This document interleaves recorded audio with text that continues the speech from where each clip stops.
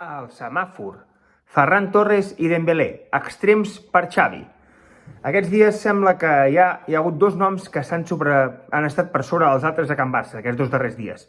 El primer és el de Ferran Torres. Ahir tots els mitjans parlaven de que el Barça estaria molt a prop de tancar un acord per fitxar l'extrem que ara mateix està actuant al City. I avui volem analitzar una miqueta aquest futbolista i també un altre nom, que és el de Dembélé. Començarem primer pel de Ferran Torres. A favor del fitxatge de Ferran Torres hi ha la seva polivalència. El futbolista pot actuar a les dues bandes, preferentment és actuat a la dreta, però també ha jugat molt de davanter centre amb Pep Guardiola i també amb Luis Enrique a la selecció. Un lloc on segurament ara al Barça també li faria molta feina a un futbolista com Ferran Torres. És un futbolista que és molt jove, que té molta projecció, té 21 anys, futbolista que ja té experiència en equips importants, que sembla que ja entén el model o ja entén l'estil de joc que vol implantar Xavi al Barça. És un futbolista també que té un caràcter i una ambició important també. El caràcter és una cosa molt important per estar en un equip com el Barça. Per tant, tots aquests punts serien els que té a favor aquest futbolista, a més de tenir gol. De fet, on ho ha demostrat més va ser a la primera temporada l'any passat quan va arribar al València, quan va arribar al City, i sobretot a la selecció, on ha marcat 12 gols en 22 partits. Per tant, és un futbolista que ha millorat molt les seves prestacions golejadores i que va bé a l'espai i que pot ser una alternativa tant en banda com a la posició de 9.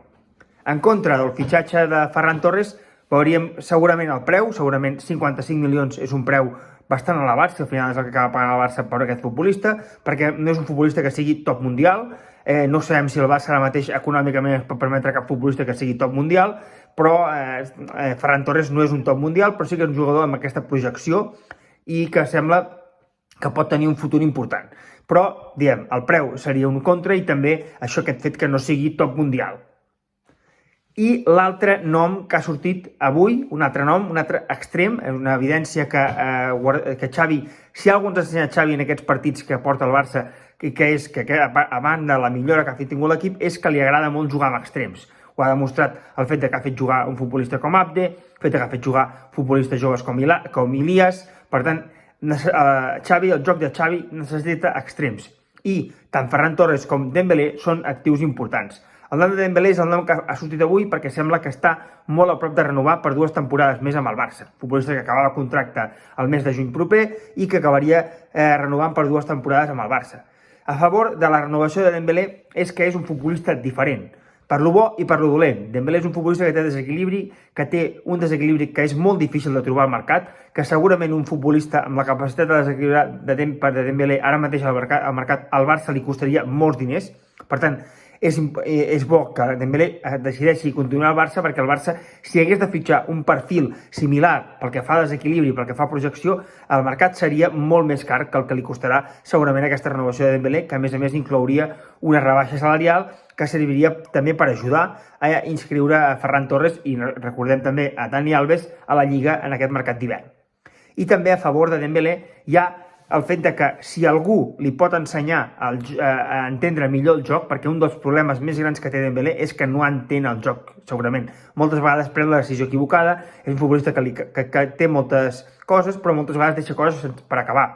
Per tant, aquí, si algú pot ajudar a Dembélé a millorar aquesta comprensió del joc, aquest és Xavi. I Xavi està bastant convençut de poder-ho fer. Per tant, per tot aquest cantó, ens sembla positiu que Dembélé continuï. En contra, evidentment, Dembélé és un futbolista que té un bagatge al Barça, porta 3 temporades al Barça, al final quasi 4, i no ha demostrat continuïtat, ha demostrat també en alguns moments falta de professionalisme, falta de ser professional dins i sobretot fora del camp, cuidar-se per ser millor futbolista, això no ho ha demostrat. Això li ha provocat que hagi tingut moltes lesions i que hagi tingut una continuïtat, una presència molt discontínua en el joc i en l'equip. Per tant, aquest és un punt a millorar i molt per Dembélé. El seu professionalisme i la seva cuidar-se fora del camp per aconseguir ser millor dins del camp. També el tema Dembélé hi ha un pes que evidentment no li podrem treure, que és el pes dels diners que va costar. Però això ja no ho podrem canviar. Al final, Dembélé va costar molts diners que segurament no els valia en aquell moment, però això ja no ho podem canviar. I segurament els culers ens hem de deixar de pensar en què va costar i pensar en què ens pot aportar.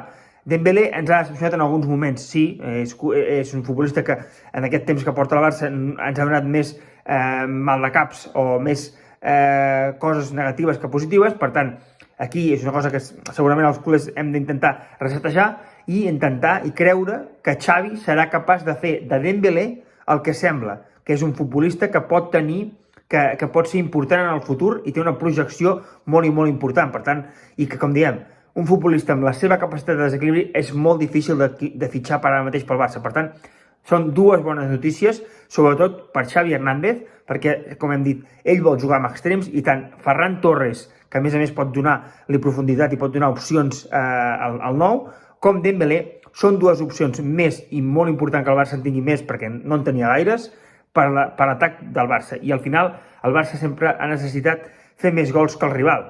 I això no canviarà amb Xavi. Per tant, és molt important tenir jugadors a la part atacant i jugadors amb gol i en desequilibri. I tant Ferran Torres com Dembélé ho són.